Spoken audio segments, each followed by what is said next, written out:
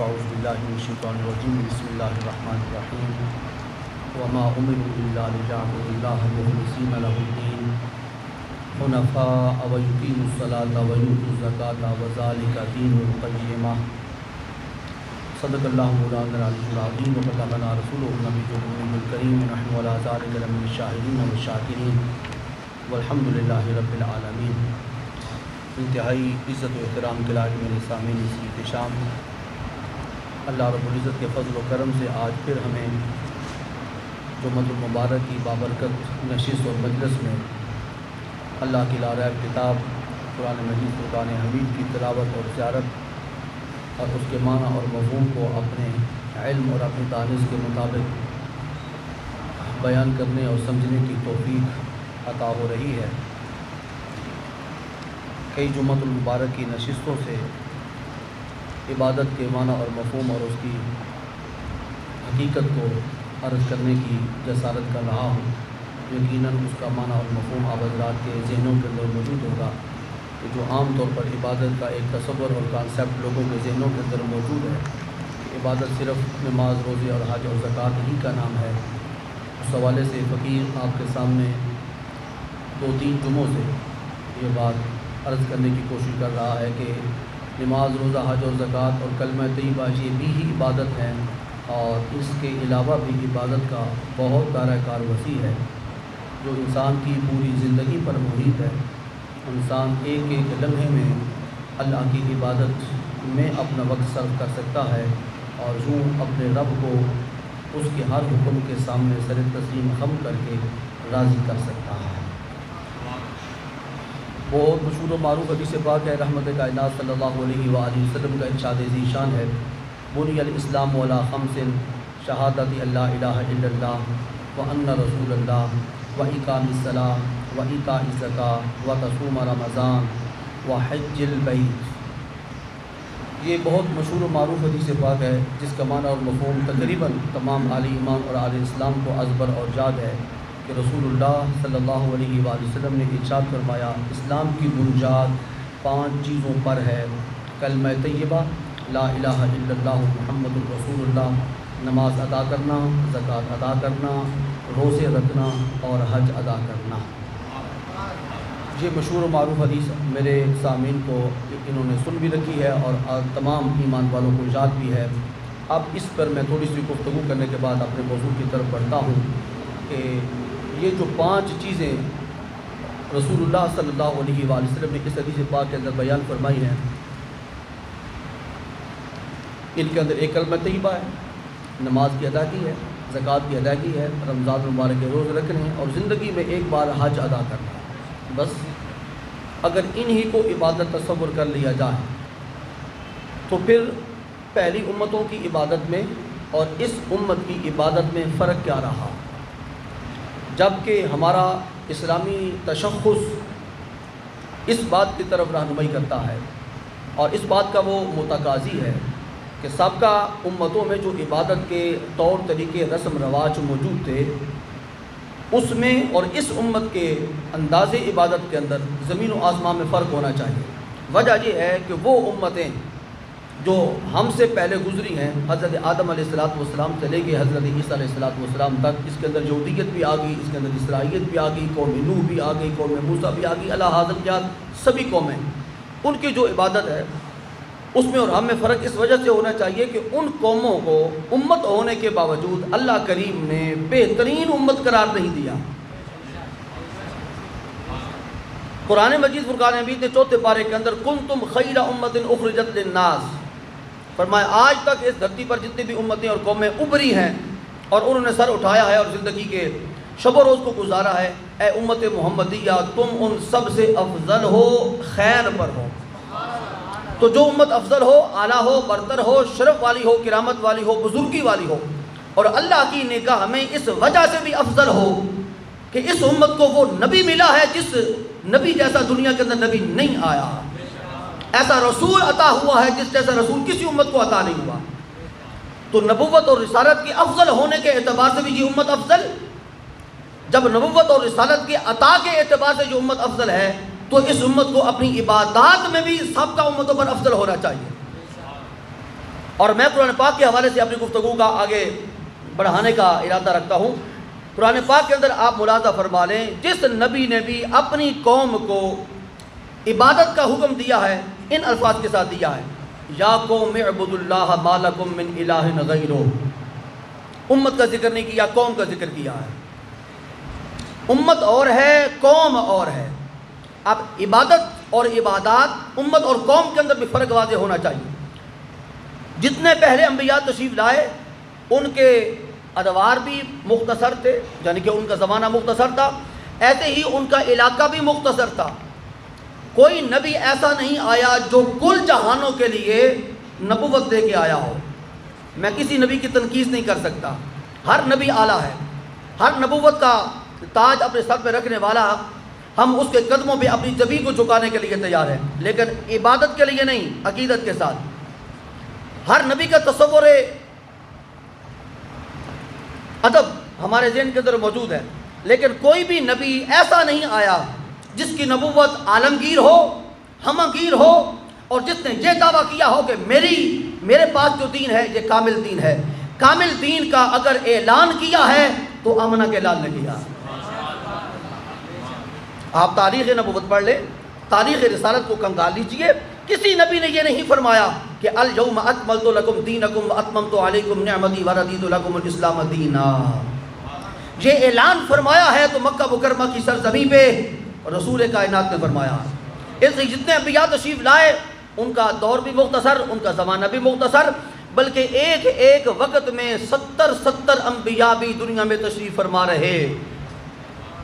تاریخ شاہد ہے، بنی اسرائیل نے کتنوں کو تہتے کیا تھا، کتنوں کو قتل کیا تھا۔ ایک دن میں بنی اسرائیل نے 70 انبیاء کو شہید کیا ہے۔ اس کا ذکر قرآن پاک کے اندر موجود ہے۔ تو ہر آنے والے نبی کا دور بھی مختصر، زمانہ بھی مختصر، اور علاقہ بھی مختصر۔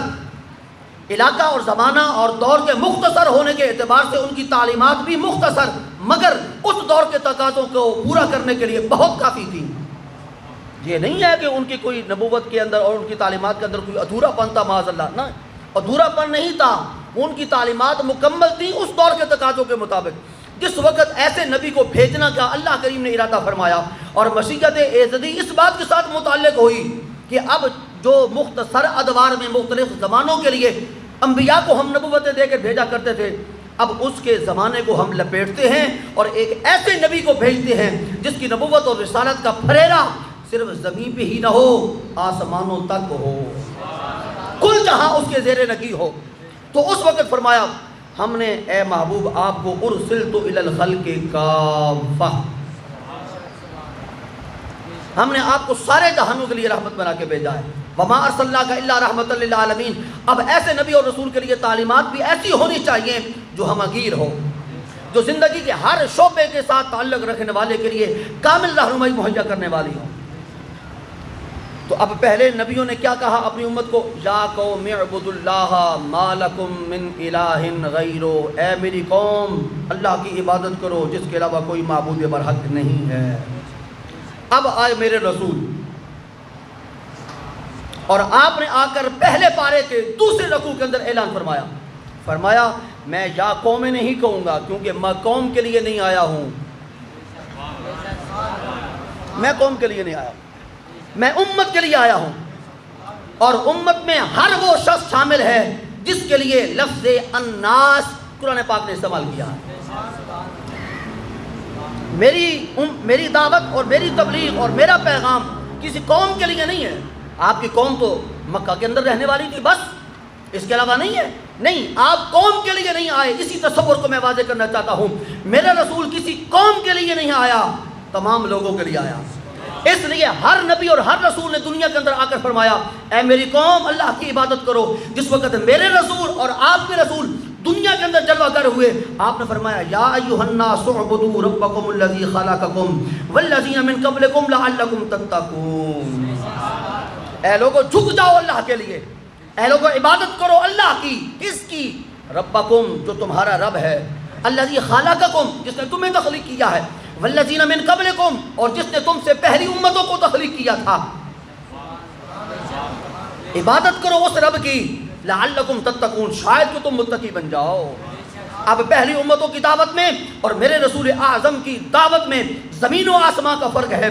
ہر نبی قوم کے لیے آیا، میرا رسول قوم کے لیے ہی نہیں اقوام عالم کے لیے جذبہ کر ہوا ہے. اب اس تصور عبادت کو واضح کرنے کے بعد آگے میں پڑھتا ہوں جو کچھ رسول کریم نے اس حدیث پاک کے اندر فرمایا کہ بنی الاسلام علی خمس، اس پر تھوڑی سی وضاحت کرتا ہوں. کریم آقا نے فرمایا اسلام کی بنیاد 5 چیزوں پر ہے. یہ نہیں فرمایا کہ یہ 5 چیزیں ہی کل اسلام ہیں. آپ بنیاد رکھتے ہیں نا، اس مسجد کی بھی بنیاد ہے، آپ کے گھر کی بھی بنیاد ہے. تو جو بنیاد ہے یہ کل آپ کا گھر تو نہیں ہے، اس کے باہر بھی کچھ علاقہ ہے گھر کا جس کو آپ لان کہتے ہیں. اس کے علاوہ بھی کچھ گھر کا حصہ ہے جس کو آپ پورچ کہتے ہیں.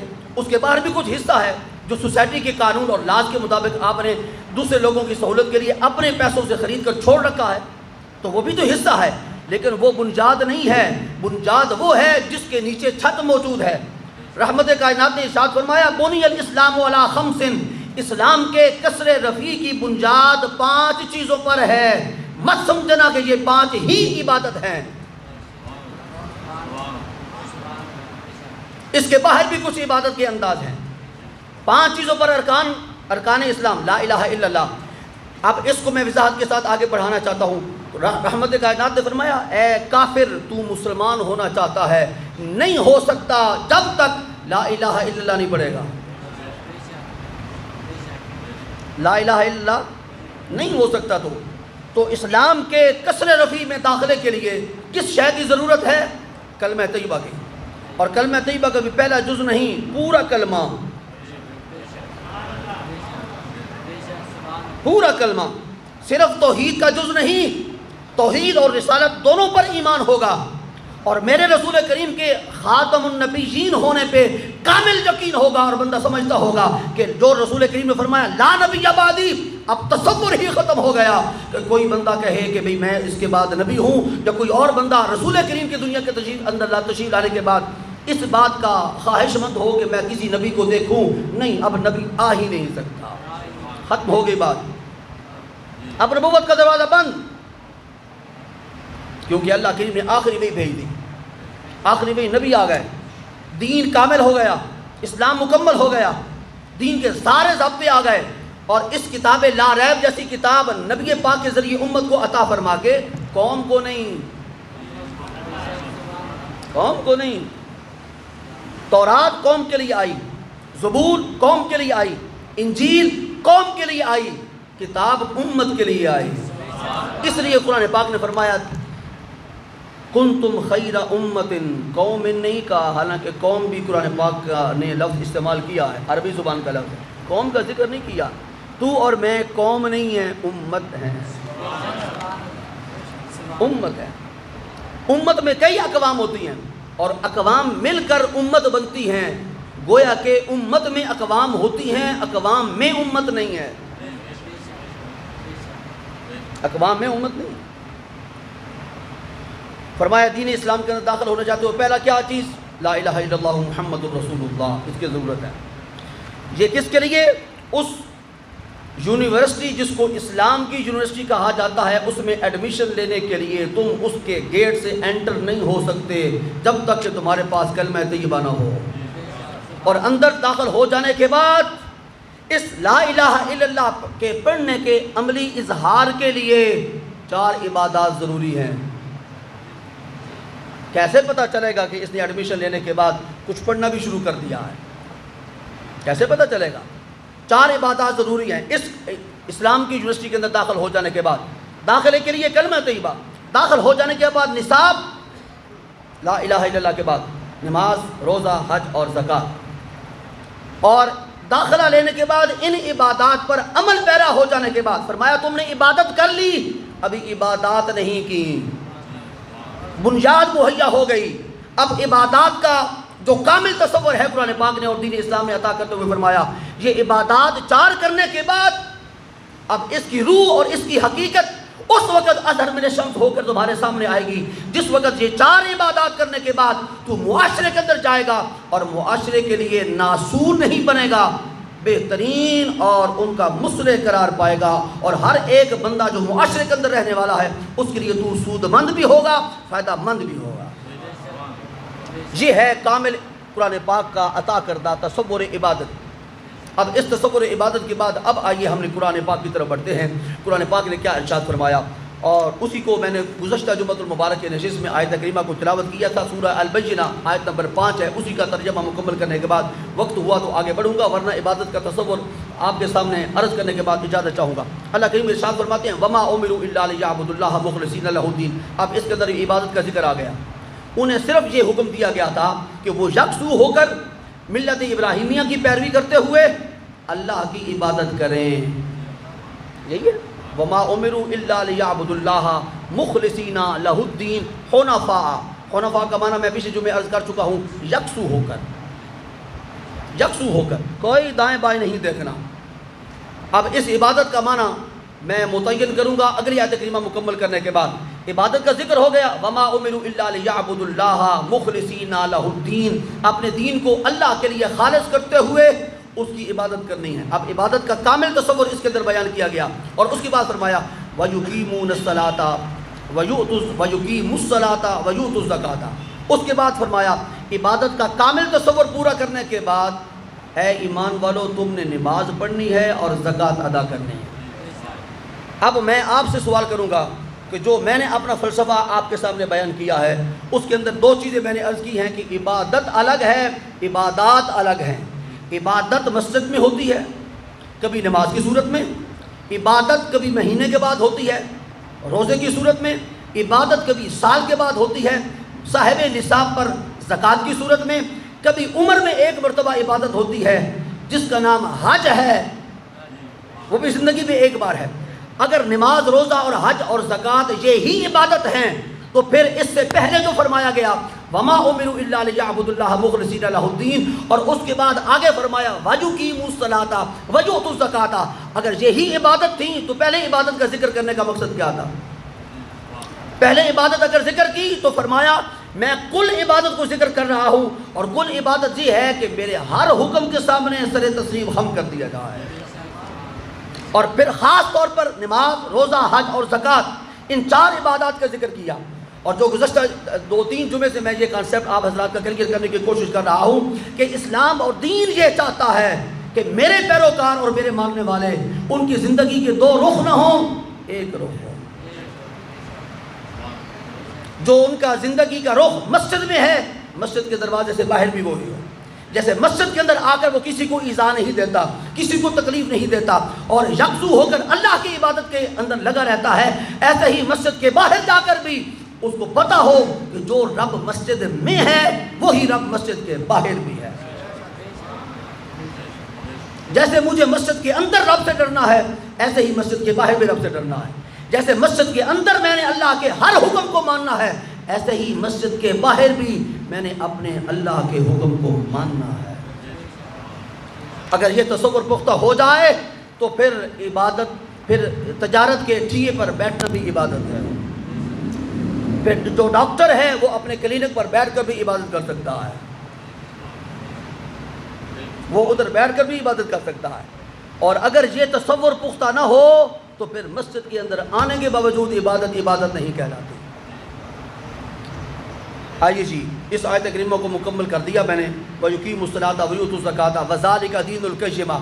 اللہ کریم نے فرمایا یہی پختہ دین ہے، یہی پختہ کہ نماز ادا کی جائے، روزہ رکھا جائے، زکوٰۃ ادا کی جائے، اور حج جس پہ فرض ہو وہ حج کرے، اور اس کے علاوہ جو پہلے حکم دیے گئے ہیں وَمَا أُمِرُوا إِلَّا لِيَعْبُدُوا اللَّهَ مُخْلِصِينَ لَهُ الدِّينَ، ہمارے ہر حکم کو من و ان تسلیم کیا جائے، مانا جائے۔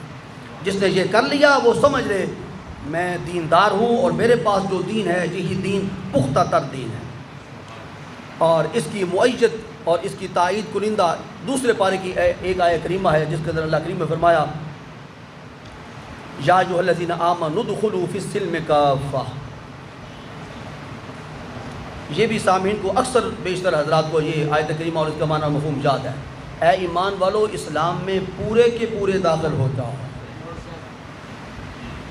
اسلام میں جی اسلام میں پورے کے پورے داخل ہو جاؤ، آدھا تیتر آدھا بٹیر، فرمایا یہ نہیں چلے گا۔ مسجد کے اندر اسلام اور شادی گھر کے اندر ہندوانہ رسومات، فرمایا نہیں ادخلوا فی السلم کافہ۔ رمضان المبارک کے اندر یہ کھانا ہے، یہ نہیں کھانا، اس وقت کھانا ہے، اس وقت نہیں کھانا، اسی کو اسلام تصور کرنا، فرمایا اس کو صرف اسلام تصور کرنا۔ اللہ فرماتا ہے میرا قرآن نہیں مانتا، تو بازار کے اندر بھی جا کر صرف حلال کھا، حرام سے اپنے آپ کو روک، اسلام اس کا نام ہے۔ صرف مسجد کے اندر آ کر اپنے حواس پہ کنٹرول رکھنا اور مسجد سے باہر جا کر بفر جانا اور ضبط نفس کے سارے تقاضوں کو بالائے طاق رکھ دینا اور جو منہ میں آئے اس کو کہتے رہنا، فرمایا اس شے کا نام اسلام نہیں ہے۔ اسلام اگر قبول کیا ہے، یا ایھا الذین آمنوا ادخلوا فی السلم کافہ، اسلام میں پورے کے پورے داخل ہوتا ہوں۔ میں تو یہ تصور کرتا ہوں کہ ہر کوئی میرے ساتھ حسن سلوک سے پیش آئے، تو میرے لیے یہ کوئی پابندی نہیں ہے کہ میں بھی کسی کے ساتھ حسن سلوک کے ساتھ پیش آؤں۔ جو اور میرے رسول پاک نے فرمایا کامل مومن وہ ہے، کامل مسلمان وہ ہے جو کچھ اپنے لیے پسند کرے وہی دوسروں اپنے بھائیوں کے لیے بھی پسند کرے۔ اپنے لیے تو اور پسند کیا جائے اور دوسروں کے لیے اور پسند کیا جائے، فرمایا نہیں، دو رخی زندگی نہیں، یک رخی زندگی، دو رخی زندگی پسند، اور صحابہ کرام کی یک رخی زندگی تھی۔ آپ ہجرت مدینہ کو ملاحظہ فرمائیں، رسول کریم کے ہمراہ یا آپ سے پہلے آپ کی اجازت کے ساتھ جتنے مہاجرین مدینہ منورہ کی سرزمین پہ پہنچے، انصار مدینہ نے ان کے ساتھ کیا سلوک کیا تھا؟ میثاق مدینہ کیا ہے؟ میں میثاق جمہوریت کی بات نہیں کر رہا، میں میثاق مدینہ کی بات کر رہا ہوں، اور دور جدید کی ریاست مدینہ کی نہیں، اس ریاست مدینہ کی بات کر رہا ہوں جس کی بنیاد رسول اعظم نے رکھی، جس کی بنیاد پر ایک ہی مسجد کے اندر اپنے قوم کا سردار بھی کھڑا ہے اور ساتھ ہی حبشی بلال بھی کندھے کے ساتھ کندھا ملا کے کھڑا ہے۔ جہاں اونچ نیچ نہیں ہے، یہاں ذات پات کا تصور نہیں ہے، یہاں رنگ اور نسل کی بنیاد پر صفوں کے اندر تقسیم نہیں ہے، یہاں دیکھا جاتا ہے تو صرف یہ دیکھا جاتا ہے کہ اس کے سینے میں دین اور اسلام ہے، اگر ہے تو ہمارا بھائی ہے۔ آج اس سے بڑھ کر اور مثال میں کیا عرض کروں کہ غزوہ بدر کا موقع ہے، سامنے کافروں کی صفیں ہیں، ادھر مسلمان سینہ سپر ہیں اور مسلمان کفار کے سامنے ان کے ساتھ لڑنے کے لیے اور کفر کو مٹانے کے لیے اور اللہ کا نام کا جھنڈا بلند کرنے کے لیے تیار ہیں۔ ایک باپ کی نظر کافروں کی لشکر پر پڑتی ہے، اس باپ کو اپنا بیٹا کافروں کی لشکر کی صف میں کھڑا نظر آتا ہے۔ حضور کی بارگاہ میں عرض کیا جاتا ہے یا رسول اللہ ابھی جنگ تو شروع نہیں ہوئی، ابھی اس نے عام نہیں ہوا، ابھی دعوت مبارزت نہیں دی گئی، لیکن میرا بیٹا ہو اور پھر دشمن کی صف میں آپ کے مقابلے میں کھڑا ہو، میری غیرت ایمانی اس بات کو قبول نہیں کرتی، مجھے اجازت مرحمت فرمائیں میں اپنی تلوار کے ساتھ جنگ شروع ہونے سے پہلے اپنے بیٹے کا سر قلم کر دوں۔ بہت مشکل مرحلہ ہے، بہت مشکل مرحلہ ہے، اور اس میں ہم سارے کے سارے فیل ہیں۔ ہمارا اپنا غیر شرعی راستے پہ چل رہا ہو، وہ جی خیر ہے، اپنا ہے نا، کوئی بات نہیں، لیکن جنہوں نے اسلام قبول کیا تھا اور جنہوں نے بانی اسلام کی زیارت سے اپنے آپ کو شرط یاد کیا تھا، ان کے ہاں یہ دوہرا معیار نہیں تھا، ان کے لیے اپنا اور بیگانہ سب برابر تھے۔ اگر بیگانہ رسول اللہ کا بن گیا تو وہ اپنا ہے، اور اپنا رسول اللہ کا دشمن بن گیا، نہیں یہ ہمارا نہیں رہا۔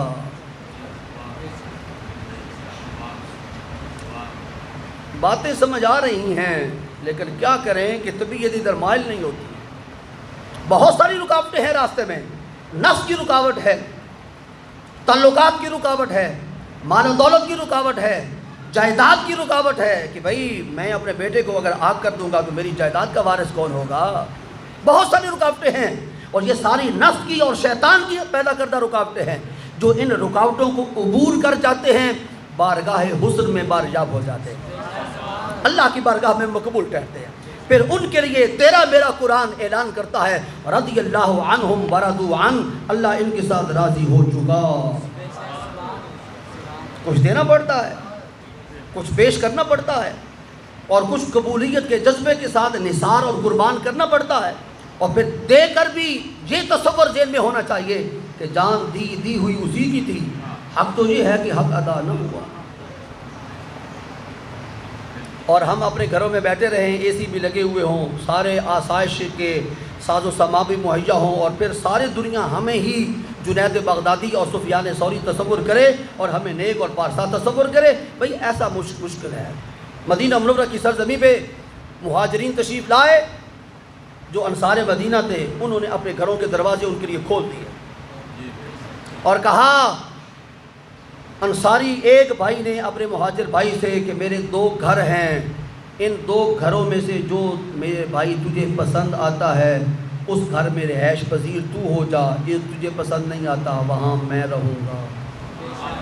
میری مدینہ منورہ کے اندر یہ باغات سے بھری ہوئی زمین ہے اور سالانہ آمدن کے ساتھ میرا بہت اچھا روزگار چلتا ہے، لیکن اب تو آ گیا ہے، اب رسول اللہ نے تجھے میرا بھائی بنا دیا ہے، اب بھائی ہونے کا تقاضا یہ ہے کہ یہ زمین آدھی تیری آدھی میری۔ اور حد ہو گئی، ایک صحابی اپنے مہاجر بھائی کو اپنے گھر میں لے کے جاتے ہیں۔ ہم مہاجروں کے ساتھ نفرت کرتے ہیں نا، اور مہاجروں کے ساتھ اپنی رشتہ داری قائم کرنے کو اپنے لیے آر سمجھتے ہیں۔ یہ مہاجر ہیں جی، ادھر سے آئے ہیں تو کیا کفر لے کے آئے ہیں یا ایمان؟ تو ایمان ہی بنیاد ہے، ایمان ہی بنیاد ہے۔ یہ جاہلانہ رسومات اور یہ جاہلانہ ذہنیت ابھی تک، اس کے گندے جراثیم ہمارے ذہنوں کے اندر اور ہماری سوسائٹی کے اندر بسنے والے لوگوں کے اندر موجود ہے۔ اسلام میں اسی کو تو کھرچا ہے، اسلام نے اسی کی نفی کی ہے۔ مہاجر کو گھر لے کے گئے، فرمانے لگے کہ میری 2 بیویاں ہیں، میں از خود تمہیں اجازت دیتا ہوں، دیکھ لے ان میں سے جو تمہیں پسند ہو میں اسے طلاق دیتا ہوں، عدت گزر جانے کے بعد اے میرے مہاجر بھائی تو اس کے ساتھ نکاح کر لینا۔ قرآن پاک نے ایسے نہیں فرما دیا وَيُؤْثِرُونَ عَلَىٰ أَنفُسِهِمْ وَلَوْ كَانَ بِهِمْ خَصَاصَةٌ۔ ہمیں کیا پتا کہ ایثار کسے کہتے ہیں، ہمیں تو معلوم ہی نہیں کہ جذبہ قربانی کیا ہے۔ سال کے بعد ایک دمبا ذبح کر دیا اور بہت بڑا تیر مارا ہم نے، نہیں، یہ دمبا ذبح کرنا تو اس یاد کو صرف زندہ اور تازہ کرنا ہے جو ابراہیم علیہ السلام نے کی تھی، اصل میں تو خود کو ذبح کرنا ہے۔ اور خود ذبح کرنا کا مطلب کیا ہے؟ اپنی خواہشات سے، اپنی تمناؤں سے، اپنی حسرتوں سے، اپنے ارادوں سے بندہ باز آ جائے اور کلیتاً اپنے آپ کو اسلام کے حوالے کر دے۔ اسلام تو یہ چاہتا ہے۔ قرآن پاک نے کیا ارشاد فرمایا، لَن يَنَالَ اللَّهَ لُحُومُهَا وَلَا دِمَاؤُهَا وَلَٰكِن يَنَالُهُ التَّقْوَىٰ مِنكُمْ۔ اے بندہ مومن، جو تو میری رضا کے لیے قربانی کرتا ہے، نہ اس کا خون اللہ تک پہنچتا ہے، نہ اس کا گوشت اوپر پہنچتا ہے۔ خون بازار کے اندر یا گلی نالے کے اندر بہہ جاتا ہے، گوشت تم تقسیم کر دیتے ہو، کچھ تم کھا لیتے ہو، اللہ تک کیا کون سی شے پہنچتی ہے؟ فرمایا وَلَٰكِن يَنَالُهُ التَّقْوَىٰ مِنكُمْ۔ اس بکرے کو ذبح کرتے ہوئے جو تیرے دل کے اندر تقویٰ تھا، اس کی اللہ کریم بڑی قدر فرماتا ہے، اس کی بڑی قدر ہے۔ اس لیے بہت بڑا جانور خریدنے سے پہلے بندے کو اپنے حواس پہ اور اپنے ارادوں پہ کنٹرول کرنا چاہیے کہ میں کس نیت کے ساتھ یہ بکرا خرید رہا ہوں۔ زیادہ پیسے اس لیے لگا رہا ہوں کہ محلے کے اندر واہ ہو جائے، پھر تو کوئی فائدہ ہی نہیں ہے، پھر تو کوئی فائدہ نہیں ہے۔ اور اگر اس لیے میں بکرا ذبح کر رہا ہوں کہ مجھے اللہ کریم نے استطاعت عطا کی ہے، میں زیادہ سے زیادہ کوشش کروں کہ میرا مال اللہ کی راہ میں خرچ ہو، اور 4 بوٹیاں کسی کے گھر میں، غریب کے گھر میں زیادہ چلی جائیں، میں تو سارا سال مٹن کھاتا رہتا ہوں، لیکن جس غریب کی کٹیا میں کبھی پورا سال بھی چھوٹا گوشت نہیں پہنچا، میں اس کے گھر میں پہنچانا چاہتا ہوں۔ اللہ کریم فرماتی ہے ہاں تو متقی ہے، تو نے ابھی قربانی کی نہیں ہے، اس کا اجر ثواب میں تمہیں پہلے ہی عطا کرنا شروع کر دیتا ہوں۔ اپنے اپنے جذبات ہیں، اپنے اپنے جذبات ہیں، کس جذبے کے تحت تم اللہ کی بارگاہ میں پیش کرتے ہو۔ اللہ چاہتا تو ہر گھر کے اندر گوشت پہنچ جاتا، لیکن اس نے تمہیں اگر وسیلہ اور ذریعہ بنایا ہے۔ میرے دوست نے اس ہفتے ایک بات کی تو اس نے میرے جسم کے رونگٹے کھڑے کر دیے۔ بس علمی گفتگو ہوتی رہتی ہے تو دوستوں سے چیزیں ملتی رہتی ہیں۔ وہ کہنے لگا جی، ایک دوست سے ہم نے بات کی کہ بھئی یہ غربا ہیں، ان کے لیے بھی ہمیں کچھ نہ کچھ سالانہ امداد کا سلسلہ کرنا چاہیے۔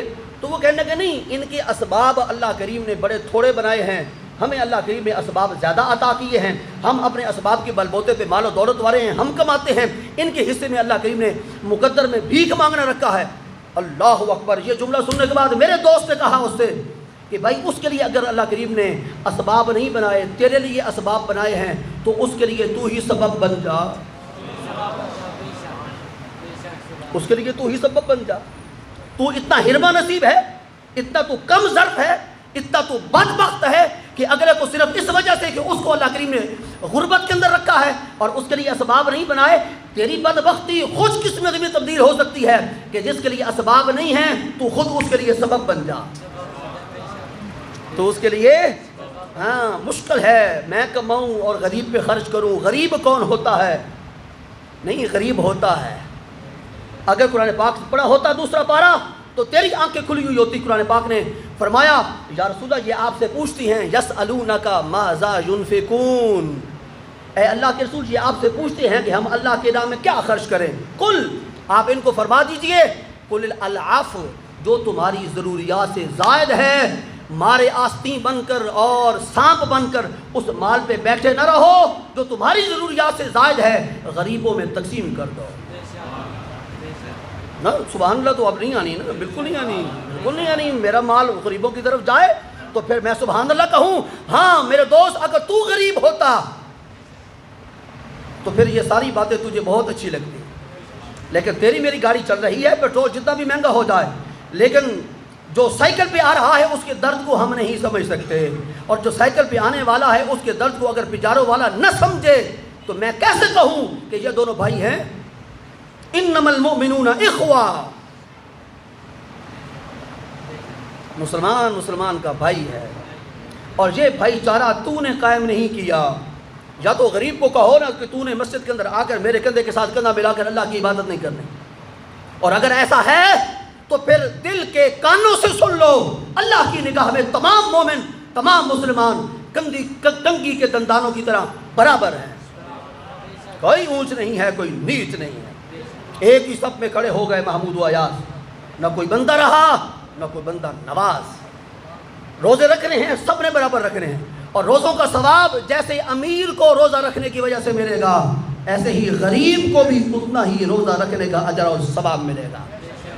امیر کے دسترخوان پہ لاکھوں چیزیں موجود ہیں کھانے کی، غریب کے پاس صرف پانی اور کھجور موجود ہے، فرمایا اس کا اجر تمہیں اگلے جہان عطا کروں گا، بقیہ رہا ثواب تو وہ میں امیر کو بھی اتنا ہی دوں گا جتنا اے غریب تمہیں عطا کر رہا ہوں۔